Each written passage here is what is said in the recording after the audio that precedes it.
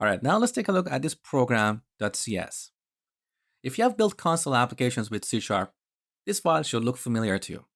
So in every console application, we have a class called program with a method called main, which is the entry point to our application. ASP.NET Core applications are similar to console applications in that regard. So here in the main method, over these few lines, we're configuring and running a web server to host our application. ASP.NET Core comes with two in-process HTTP server implementations. One is Kestrel, which is cross-platform. It can run on Mac, Windows, and Linux. And the other is Web Listener, which is only for Windows. Now, Kestrel is a new web server. It doesn't have all the features of IIS or Apache. It's not very secure, but it's good enough to be used in an internal network. So if you're building an application for internal use, you can use Kestrel.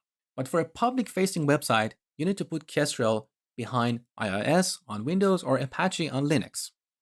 Now, the explanation of details of that is beyond the scope of this course, but all I want you to take away is that Kestrel is an in-process HTTP server implementation that comes with ASP.NET Core.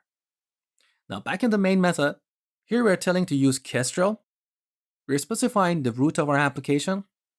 We're enabling IIS integration and specifying the startup class. Finally, when we build the host, we run it.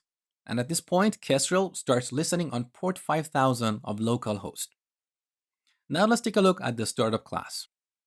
So with Command and P on Mac or Control and P on Windows, we can easily find a file here, startup. Now here we have two methods that are automatically called at runtime. One is configure services and the other is configure. Configure services is used for dependency injection. You should be familiar with dependency injection in Angular 2. So in Angular, if our components have dependencies that should be provided to their constructor, we register these dependencies as providers at a module. We have the exact same concept here. So in ASP.NET Core, if our controllers have dependencies that should be provided in their constructor, we need to register them here. So this method has a parameter of type iServiceCollection, which is a container for all the dependencies in our application.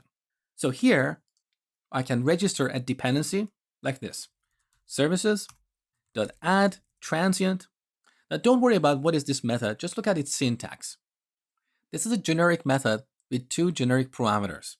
The first one is an interface, like iRepository. And the second one is an implementation, like repository. With this, we're registering repository as an implementation of this interface, iRepository. And then anywhere in our application, if we have iRepository in the constructor of a class, the runtime will create an instance of the repository class and injects it into that class. So this is dependency injection. Now the second line here, add MVC, if you look at the implementation of this method, there are a bunch of statements like this. So when we call this method, it registers a bunch of interfaces and their implementation that are part of ASP.NET MVC or ASP.NET Core itself. Okay, now let's move on. Now the second method, configure. Over the first two lines here, we're configuring the logging of our application.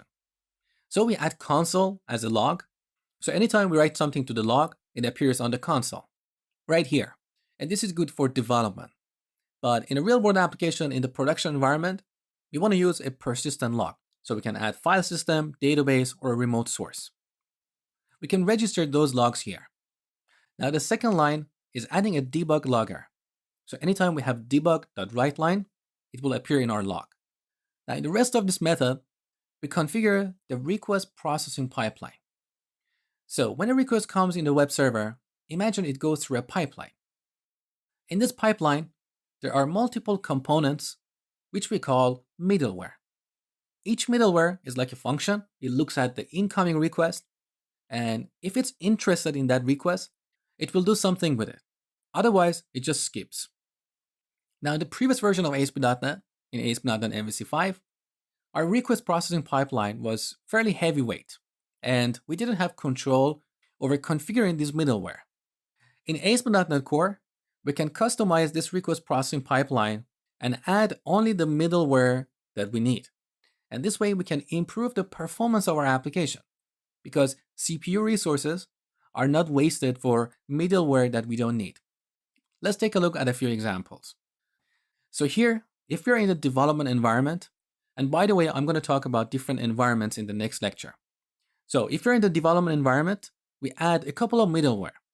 One is developer exception page, which renders an exception with all its details. And the other is Webpack dev middleware.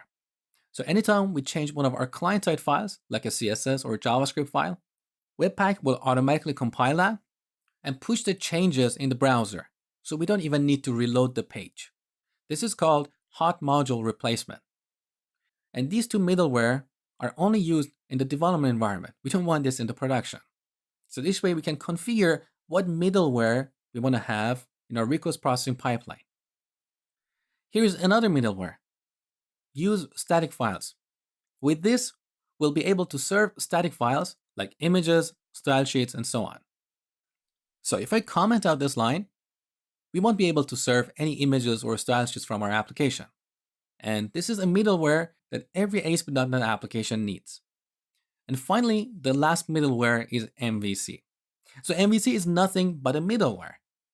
When a request comes in, this middleware looks at the request, and based on our routes, it will forward it to an action in a controller.